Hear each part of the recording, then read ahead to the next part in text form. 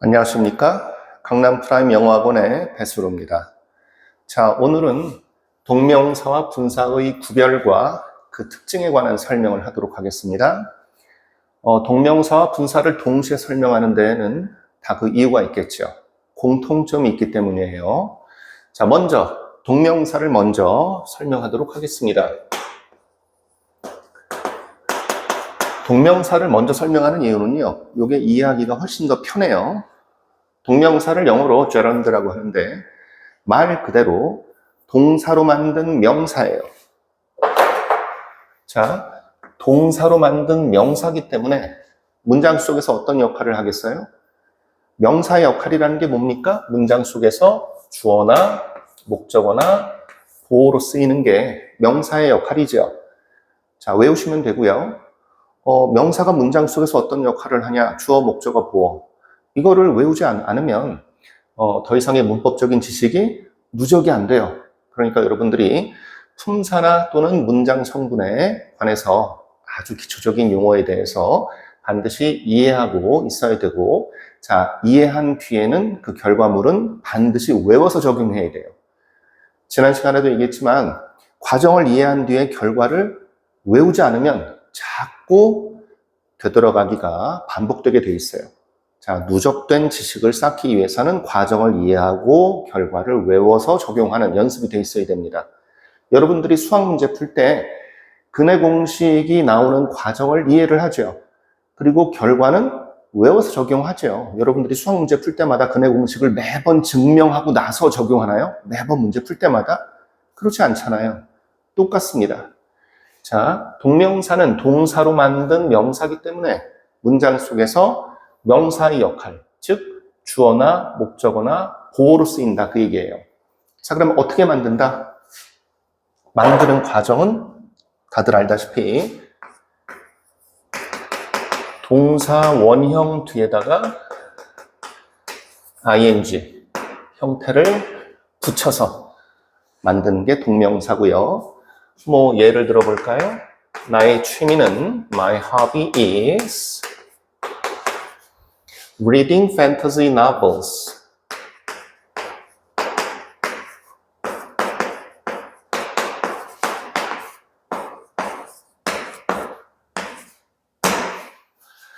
나의 취미는 소설을 읽는 거다. 말 그대로.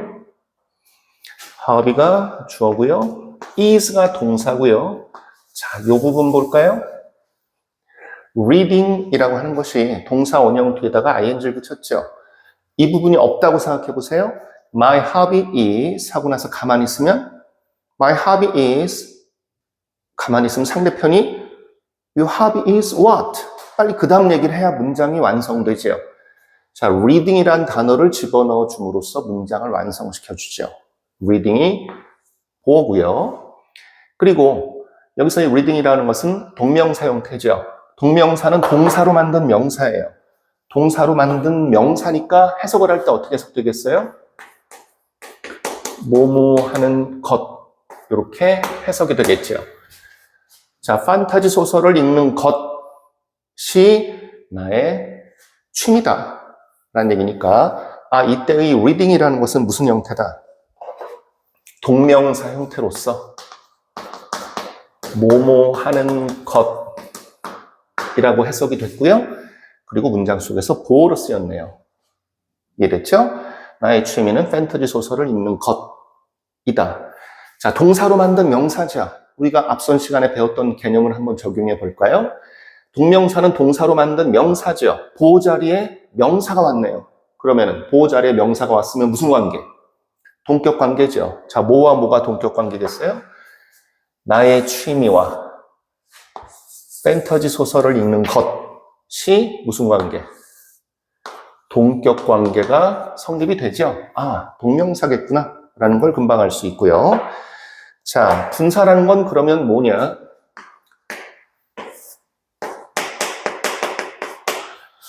분사라고 할 때 저 분이라는 게 나눌 분자인데 영어로는 participle이라고 해요. part라는 게 부분이라는 뜻이죠. 여하튼 participle이라고 하는 이 분사, 나눌 분자인데 동사의 역할도 할 수 있으면서 동사의 기능을 하면서도 동시에 형용사의 역할도 한다. 나뉘어 쓰인다. 양쪽으로 나뉘어서 쓰인다. 그 얘기예요. 자, 동사로 만든 형용사라고 생각하시면 됩니다. 동명사와 분사의 공통점이 뭐예요? 둘 다 뭐로 만들었다? 동사로 만들었다. 동명사와 분사를 같이 설명하는 이유는요, 헷갈리지 말라고. 그러면 왜 헷갈리겠어요? 공통점이 있으니까. 그럼 그 공통점이 뭐냐를 분명하게 밝혀야 차이점이 드러나겠죠. 동명사든 분사든 둘 다 동사로 만들었고요. 동사로 만든 명사가 동명사라면 동사로 만든 형용사가 분사다. 이렇게 생각하시면 돼요. 만약에 나중에 동명사가 동사로 만든 명사니까 동사적인 특징이 있지 않겠냐.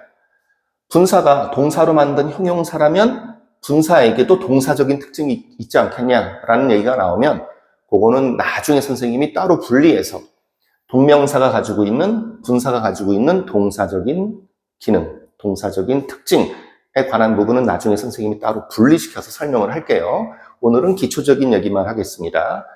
자, 분사에는 종류가 두 가지가 있죠. 현재 분사가 있고요. 과거 분사가 있습니다. 자, 현재 분사는 어떻게 만들어요? 동사 원형 뒤에다가 ing를 붙여서 만들죠. 쓰고 보니까 누구랑 똑같이 생겼어요? 동명사와 현재 분사는 형태가 똑같다. 그 얘기예요. 겉보기만으로는 구별할 수가 없죠. 그러면 형태가 똑같다는 얘기는 어떻게 구별해야 된다는 얘기예요. 형태로는 구별이 안 되고 반드시 그 의미를 통해서, 해석을 통해서 구별을 해야 된다. 그 얘기고요. 과거 분사도 동사로 만들었을 텐데 어떻게 만드냐? 자, 과거 분사는 우리의 동사의 그 변화표를 보면 세 단계가 있죠? 이 세 단계에서 몇 번째 게 과거 분사입니까? 세 번째 게 과거 분사죠. 첫 번째 자리에는 뭐가 들어가요? 첫 번째 자리에는 동사 원형. 원형이라는 게 원래의 형태. 그렇죠? 동사 원형이 들어가고 두 번째 자리에 우리가 외우는 게 뭡니까? go, went, gone 이라고 할 때 두 번째 자리에 들어가는 것은 동사의 과거형이 들어가죠. 세 번째 자리에 들어가는 게 바로 과거 분사죠. 과거 분사를 영어로 past participle 이라고 합니다. past participle 줄여서 pp라고 하는 거예요. 여하튼 과거 분사는 어디에서 따온다? 동사의 변화표에서 세 번째 거에서 따온다. 과거 분사도 동사를 가지고 만드는 건 맞네요. 공통점이죠? 차이점은 뭡니까? 동명사는 동사로 만든 명사로서 뭐뭐 하는 것이라고 해석이 되고 문장 속에서 주어, 목적어, 보어로 쓰고요. 분사는 동사로 만든 형용사인데 분사의 종류도 현재 분사, 과거 분사 나뉘네요. 각각의 또 특징이 있겠죠? 자, 현재 분사는 능동과 그리고 진행의 의미를 가지고 있고요. 과거 분사는 수동과 완료의 의미를 가지고 있죠. 정리하면 어떻게 되겠어요? 정리하면 현재 분사는 능동과 진행의 의미를 가진 형용사, 과거 분사는 수동과 완료의 의미를 가진 형용사. 이렇게 생각하시면 되겠죠? 자, 이거를 또다시 예를 들게요. 이 문법적인 예를 들 때, 문법책을 여러분들이 샀을 때 문법적인 어떤 개념을 이해하기 위해서 문법책을 샀는데, 이게 뭐 수능 단계면 상관이 없는데 처음 영어 영문법을 입문하는 단계에서 영문법의 예가 너무 어려우면 학생들 입장에서는 아니 그게 이해가 되면 내가 이 책을 왜 샀겠어요, 그렇죠? 반드시 아주 기초적인 개념에서부터 출발하시면 됩니다. 예를 들어 여러분들 fall이라는 동사 아시죠? fall, 떨어지다. fall이라는 동사의 동사 변화 어떻게 돼요? fall, fell, fallen 이렇게 되죠. 첫 번째 자리에는 뭐다? 동사 원형 fall. 두 번째 자리에는 fall이라는 동사 원형의 과거형이 fell. 자, 과거 분사 fallen이죠. 자, fall이라는 동사 다들 알겠지만 쓸게요. 동사로서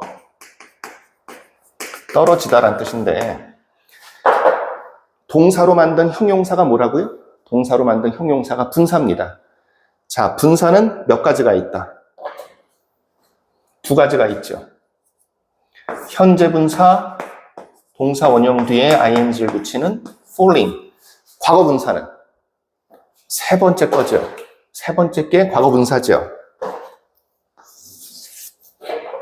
과거 분사는 fallen 일 텐데 그러면 현재 분사와 과거 분사의 차이점은 어떻게 드러나냐?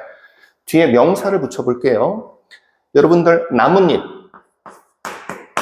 영어로 leaf 이라고 하죠.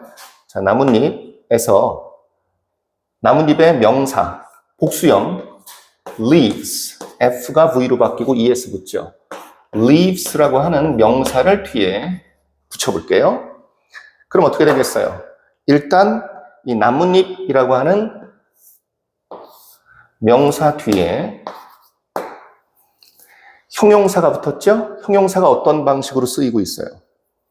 현재 분사일 때는 능동과 진행의 의미를 가진 형용사지요. 그러면은 falling leaves 하면 무슨 뜻이겠어요? 능동과 진행의 의미를 가지고 있으니까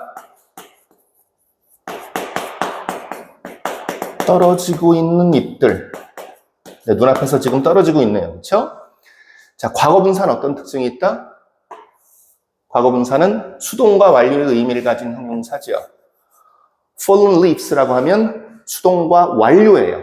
그래서 바닥에 다 떨어진 잎들이겠죠. 바닥에 다 떨어졌어요. 떨어진 잎들 끝났습니다. 이런 차이가 있겠죠. 자, 여기까지 설명을 이해하신 뒤에 다시 위로 올라가서 위에서 얘기했던 이 예문을 보면서 주로 이제 중학교 단계에서 영문법 문제를 낼 때 이런 식으로 내긴 하는데 뭐 고등학교 1학년 때도 학교 내신 같은 경우는 뭐 낼 수도 있을 거예요. 이론적으로는. 자, 이 대목에서 요 reading이라는 대목을 보세요. 동사 원형 뒤에 ing 붙였으니까 뭐 아니면 뭐겠어요? 동명사 아니면 현재 분사겠죠. 그렇죠? 형태만으로는 구별할 수 있다, 없다?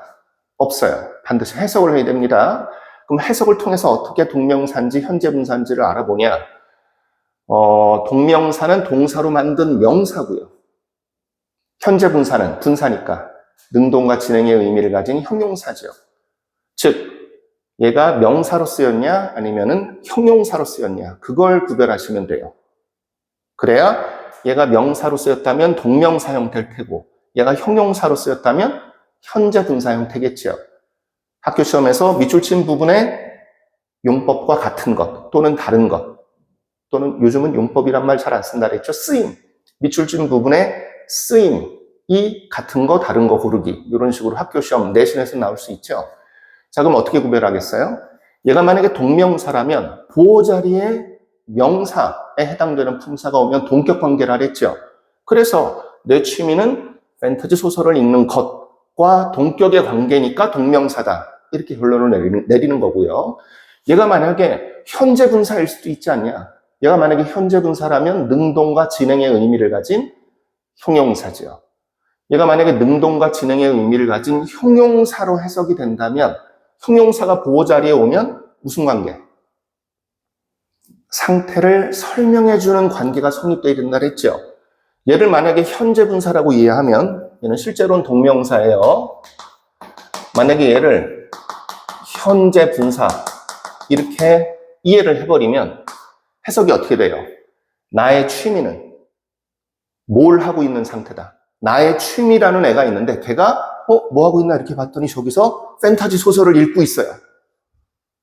이게 말이 되나요? 말이 안 되죠. 아, 그래서 얘를 reading fantasy novels 할 때 이 reading이라는 거를 현재 분사로 이해하게 되면 상태를 설명해 주는 내용이 되기 때문에 내 취미가 지금 판타지 소설을 읽고 있네 라는 뜻이 돼버리니까 말이 안 되니까 아, 이거는 현재 분사가 아니라 동명사 reading이 있구나 라는 것을 바로 이해할 수 있겠죠. 처음에 말씀드렸지만 뭔가를 구별할 때는요, 모양으로만 구별해서는 안 되고 반드시 활용을 해야 된다? 해석을 통해서 그 의미의 차이점을 구별함으로써 이게 동명사인지 현재분사인지를 구별해야 되는 겁니다. 그래야 정확해요. 다들 아시겠죠? 자, 오늘 동명사와 분사의 구별과 특징에 관한 설명은 여기까지 하도록 하겠습니다. 고맙습니다.